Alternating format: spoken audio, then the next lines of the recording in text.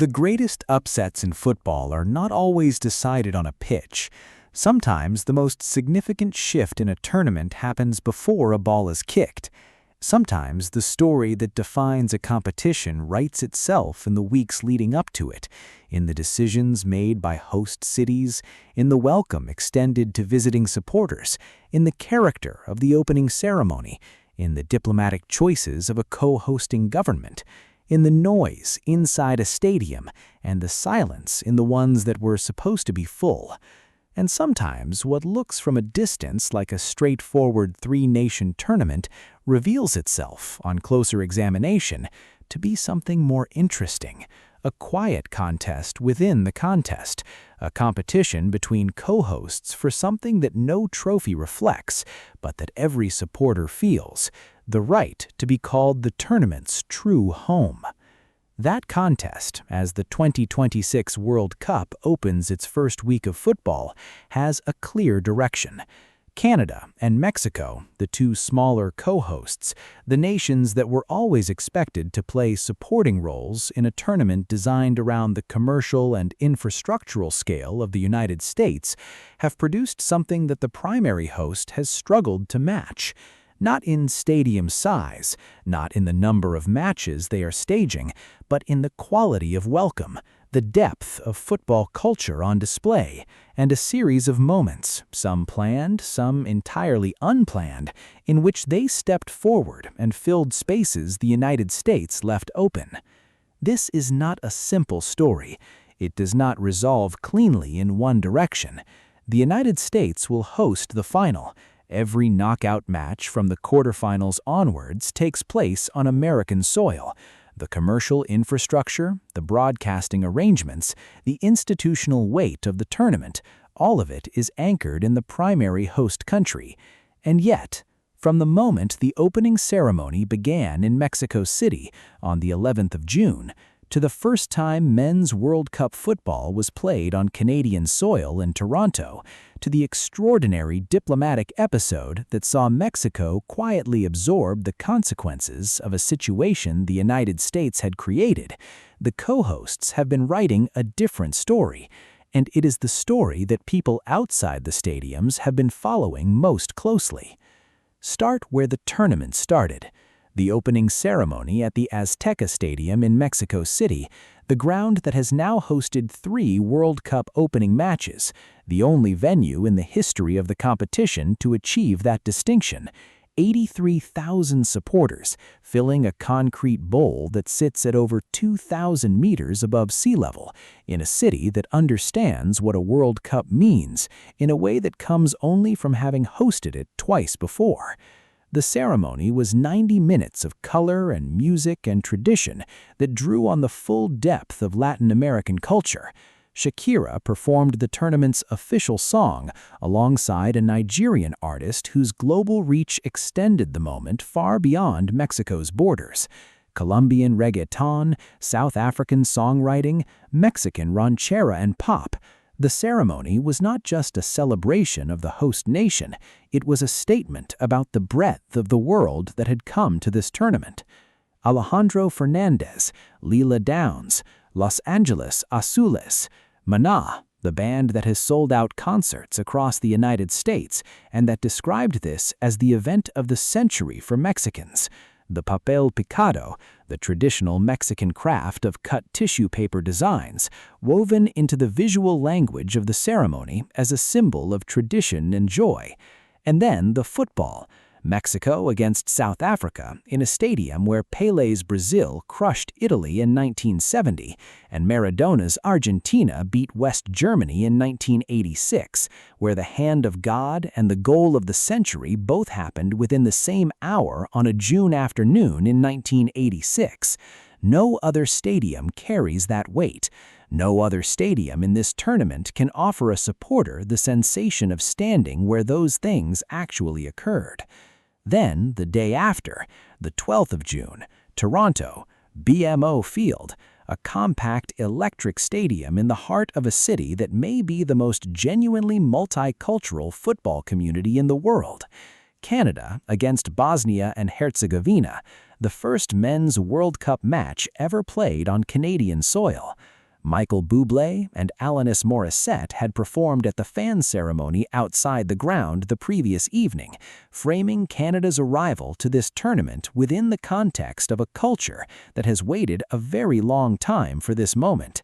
And then the supporters, from the Canadian football diaspora, from the Bosnian communities across North America that had been planning this evening for months, from the general population of a city that has been building its football identity for 2 decades. That foundation is real, and the tournament has given it a stage. While Canada opened its tournament at home, Mexico's role in 2026 had already extended well beyond the football itself, because the most diplomatically significant act of the entire co-hosting arrangement, the one that will be remembered long after the group stage results have been absorbed, was not played out in a stadium, it was played out on a border. When it became clear that Iran, a qualified nation, could not be accommodated within the United States for the duration of the tournament, Mexico stepped in, without drama, without conditions, without any of the diplomatic complexity the situation might have warranted. Iran's base camp was established in Tijuana, directly south of the border in the Mexican state of Baja California. The team sleeps on Mexican soil and crosses into the United States for their matches in Los Angeles and Seattle. The governor of Baja California welcomed them as if they were at home. The Iranian ambassador publicly invoked an ancient proverb about friendship in difficult times, directing the words at Mexico's president, whose response to the request had been immediate and unconditional. The president of FIFA personally called her to express confidence. She expressed hers in return, and Iran's participation in the World Cup, which had been genuinely in doubt for months, was secured not by the primary host, but by its co-host. That act of hosting is not a small thing. It changed the character of this tournament. It meant that a nation with a football history spanning 4 consecutive World Cups, with players of genuine quality competing for clubs across Europe, could participate fully in the competition they had earned the right to attend. It meant that the fans in Iran who stayed up through the night to watch their team on television, who could not come in person, at least saw their players walk out onto a World Cup pitch under their flag. The football happened because Mexico made it possible. Contrast that with what the United States has been managing simultaneously. 350,000 unsold tickets at the Dallas Stadium alone. Hotel occupancy across 11 American host cities tracking below initial projections. Security funding that arrived months late. Fan festivals canceled in New Jersey and substantially reduced in Seattle. A legal subpoena from state attorneys general investigating ticketing practices. A website glitch that gave 60 supporters free tickets, which FIFA then canceled and demanded repayment for within 7 days. And a pre-tournament match involving England, one of the world's most globally followed football nations, played in Tampa in front of 13,000 supporters in a stadium holding 69,000. These are not equivalent stories. The United States has the largest stadiums, it has the infrastructure, it will host the final.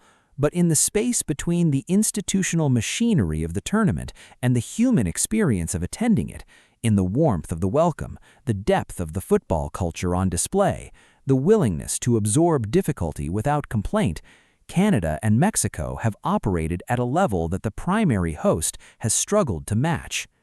Here is the historical context that matters. The 1994 World Cup in the United States was a triumph that nobody had fully predicted. The Americans delivered extraordinary crowds, passionate atmospheres, and a tournament that converted millions of skeptics. The lesson was that a host nation doesn't need a deep football culture to stage a great World Cup. It needs to show up, to want it, to fill the stadiums with noise and color and belief that what is happening matters. The United States showed up in 1994. The question this time is whether the conditions that surround the tournament, the travel barriers, the pricing, the security concerns, the immigration anxiety, have made it harder for the host nation to fill those stadiums with the energy that transforms a sporting event into something larger than itself. Canada and Mexico don't have that problem. The noise in Mexico City on the 11th of June was not manufactured. The emotion in Toronto for the first Men's World Cup match ever played in Canada was not manufactured. These are real expressions of real football cultures encountering their biggest moment. And the contrast with the images coming from the American host cities, the empty upper tiers, the resale markets with prices falling, the hotel operators describing a non-event, is one that the tournament's promotional narrative has not been able to fully paper over. What does this mean for the football itself? Canada face Bosnia and Herzegovina, Qatar, and Switzerland in a group that is genuinely competitive. In the expanded 48-team format, 2 teams advance from each group, plus the best 8 third-place finishers, so the margin for error is greater than in previous tournaments. Canada's 7-game unbeaten run, the home support in Toronto and Vancouver, the quality they have in players like Davies, David, and Kone, these are real advantages. Whether they translate into a knockout stage run that would give Canada something to celebrate beyond the hosting experience is the sporting question that the football will now begin to answer. Mexico faced South Africa, South Korea, and a UEFA playoff winner in Group A.